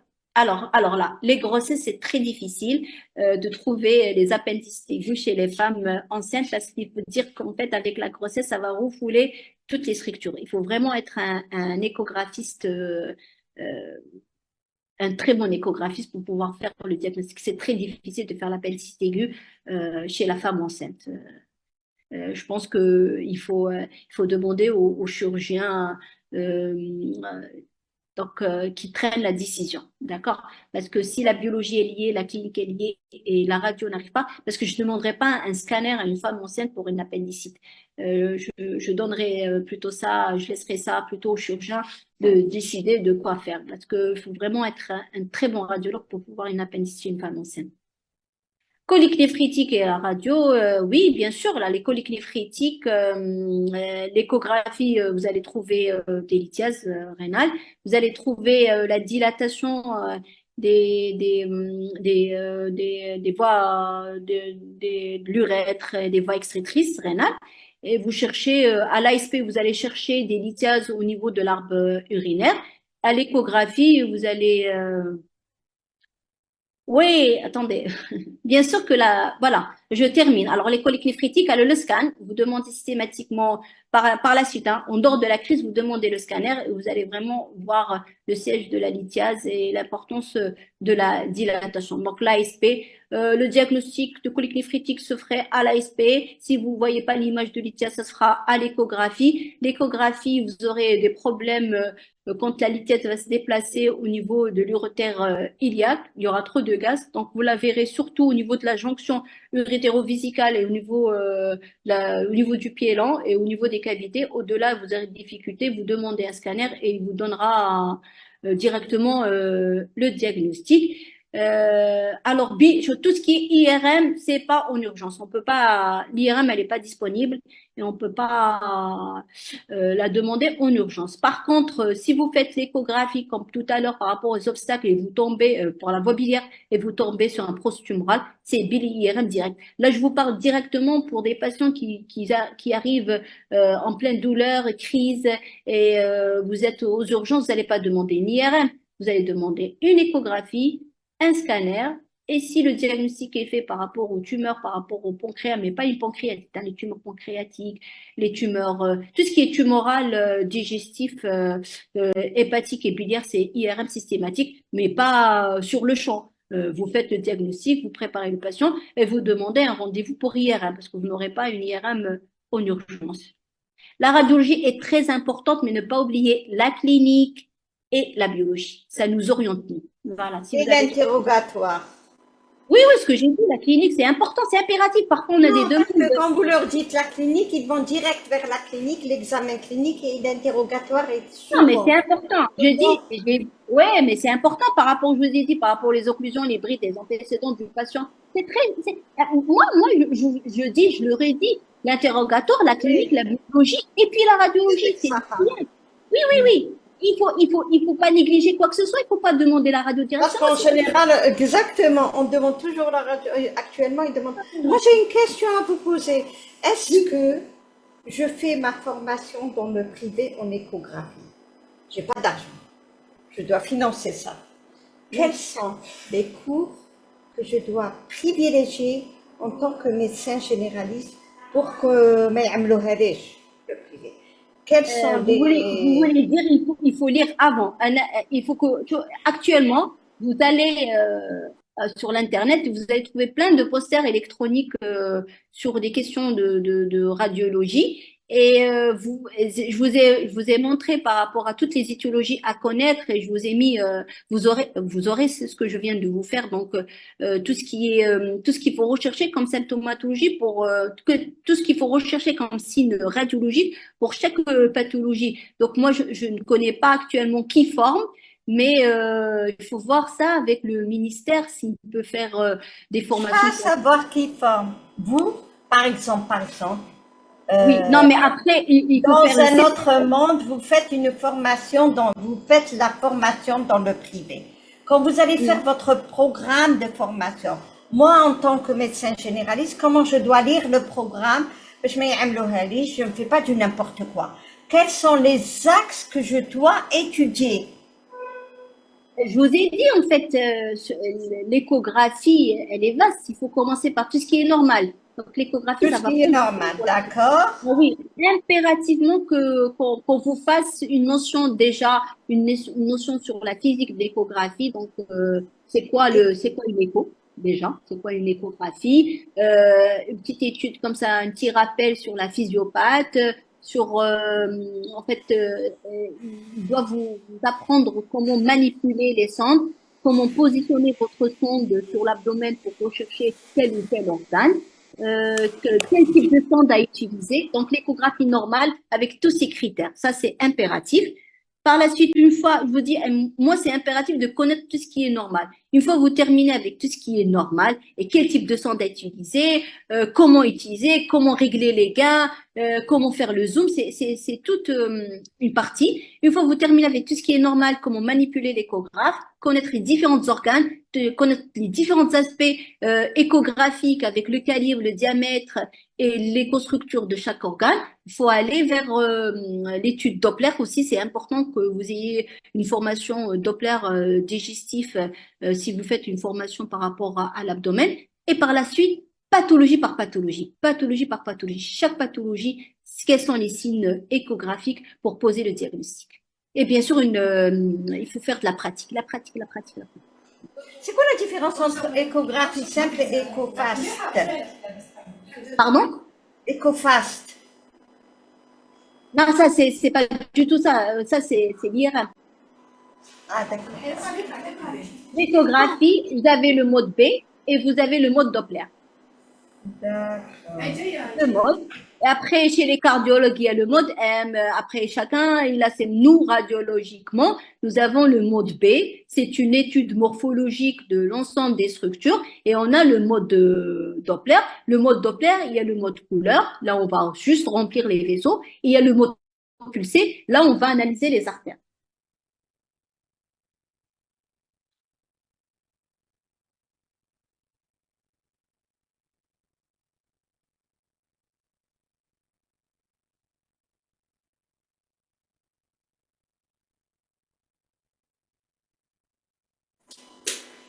Alors, oui, ouais, dans le futur, pas maintenant, il n'y a pas de souci pour la thyroïde. Pour un médecin généraliste, il faut... Oui, oui, médecin général. Mais je vous ai dit, la clinique est très importante. En fait, pour dire une appendicite, c'est la fosse iliaque droite. Lithiase rénale, c'est l'hypocondre droit. Vésiculaire, c'est l'hypocondre. Bon, vous voyez, je vous ai dit, ce que j'insiste sur le fait de la clinique. Si, il faut connaître l'anatomie, le siège des organes, et vous avez la douleur. Devant une douleur de l'hypocondre droit, je penserai au foie, aux vésicules biliaires. Devant une douleur de l'épigase, je penserai au pancréatite, à perforation d'ulcère, un infarctus. Devant une douleur du flanc droit, je penserai au problème de colique néphrétique. Devant une douleur de la fosse iliaque droite, je penserai plutôt à une appendicite. Pour ça, je vous dis que l'interrogatoire et la clinique est primordial, l'anatomie est primordiale. On va pas, devant toute douleur abdominale, on va dire, ah, ça. Il faut que vous ayez un schéma, et ce schéma-là, vous suivez cadran par cadran et vous pourrez faire le diagnostic. Voilà, c'est bon.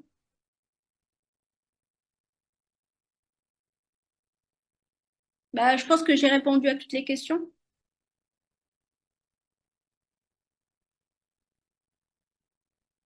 Vous m'entendez?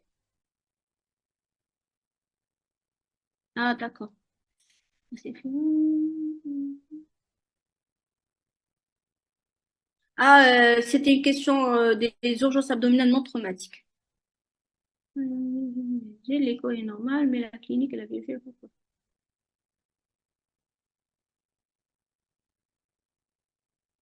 Alors, en fait, pour faire le scanner chez insuffisant rénal, il faut voir le pour et le contre, d'accord? Donc, moi, je ne demanderai pas le scanner systématiquement. Je verrai plutôt avec son néphrologue et son chirurgien. Si ces deux-là décident, disons que là, allez-y, faites le scanner, mais je le ferai. Moi, étant radiologue, je sais que le scanner pourra faire le diagnostic. Mais par contre, il faut prendre en considération votre patient. Alors là, si votre patient il fait une insuffisance rénale, il y a un risque, mais il y a un pronostic plutôt vital qui est en jeu, eh ben, on lui fera le scanner et on lui demandera de faire une séance de dialyse systématiquement derrière le scanner. C'est tout.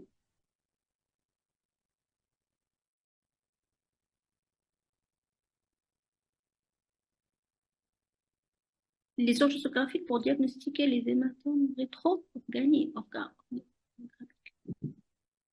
Oui, je vous ai dit ça, c'est un autre chapitre. Ça, c'est des, en fait, j'ai précisé, en fait, les traumatiques, parce qu'on ne pourra pas faire tous les urgences abdominales. C'est vaste, c'est grand, j'ai préféré vous faire plutôt les urgences non traumatiques.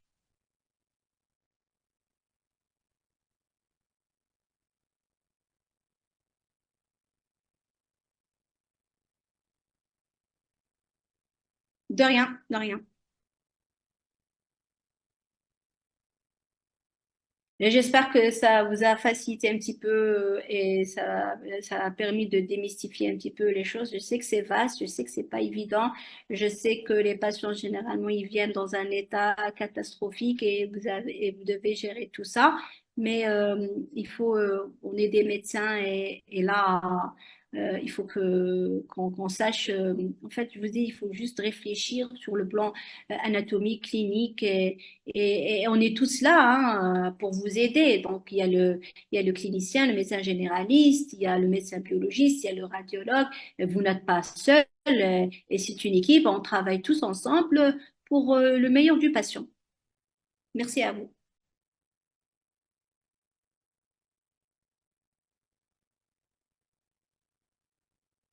Oui, mais après, je vais voir avec Madame Gougam pour les diapos. Il n'y a pas de souci, il n'y a pas de souci. Je lui donnerai sur mail. De rien, de rien. On a terminé, Madame Gougam?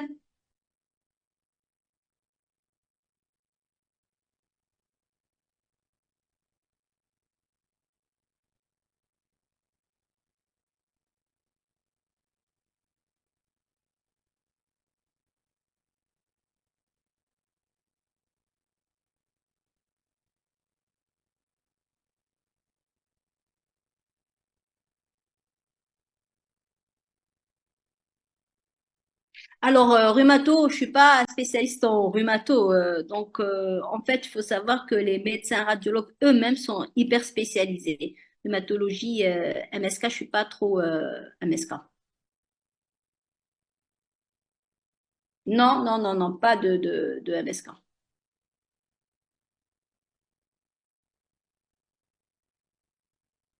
De rien.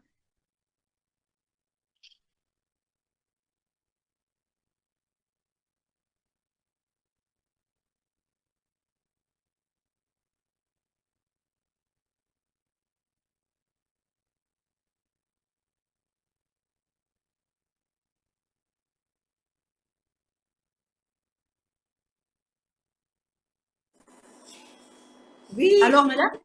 Oui, je vous entends. oui, c'est bon, on a terminé.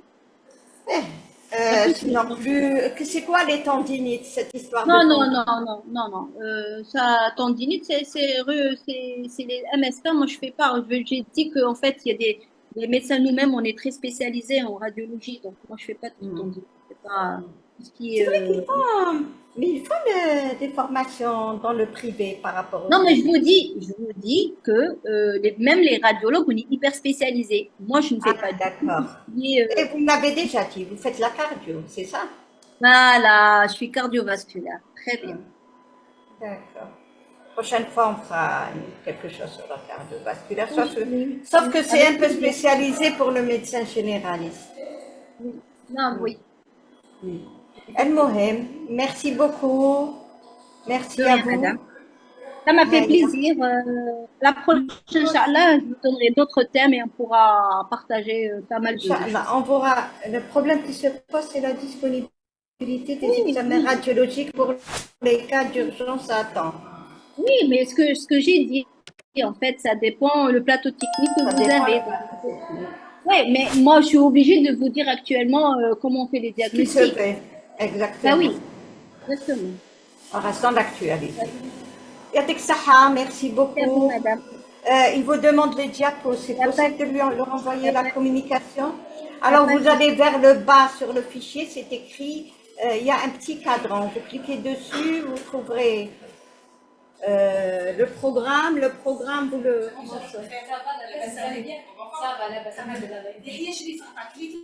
Écoutez, madame Bougam, je l'envoie sur mail chez vous et vous le renvoyez parce que je ne sais pas comment faire ça. C'est simple. Hein. Il suffit Hein? que de... J'étais le cadran, j'étais une discussion. Cadran très rattrapé, مشيلي. Oui, qu'il le chat. Qu'il y a un petit cadran. كاين شات كاين un petit كاين un stylo وكاين un petit cadran oui. Voilà, cliquez على هذاك le cadran. Là j'ai cliqué hein. يخرج لك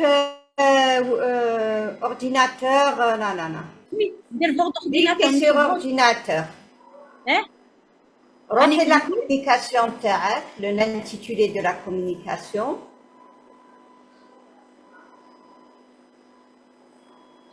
Cliquez dessus. يخرج لك ouvrir, cliquez dessus, يخرج لعندنا. دقيقة باك نقلب عليها باسكو ما خرجتليش. على ما خرجتليش. Pas normal. Parce que peut-être qu'elle est toujours partagée. Sortez du باقي لا partage. دقيقة alors كيفاش Sortez du partage. arrêtez le partage. Arrêtez le Voilà. partage. Arrêtez le partage. Voilà. Et ben نرجع للشات. نرجع للشات. ايه رجعت للشات رجعت هذا très bien. Très bien. On va sur votre ordinateur. Euh, Très bien. C'est vrai que le débarras devrait être fait. Devrait être fait. Inch'Allah, moi, j'aimerais bien qu'on fasse le pied diabétique en même temps. S'il y a d'autres établissements, il faut que je me déplace, mais ça ne me dérange pas. On va faire peut-être le pied diabétique, mais en même temps, enfin, avec l'endorphino, avec les diabétos. شوفي مدام ما احبش ما يخرجليش vous l'envoie par mail et vous les Ok, d'accord, d'accord, d'accord. هيا merci Merci à vous, merci à tout le monde. À la fin. Recording stopped.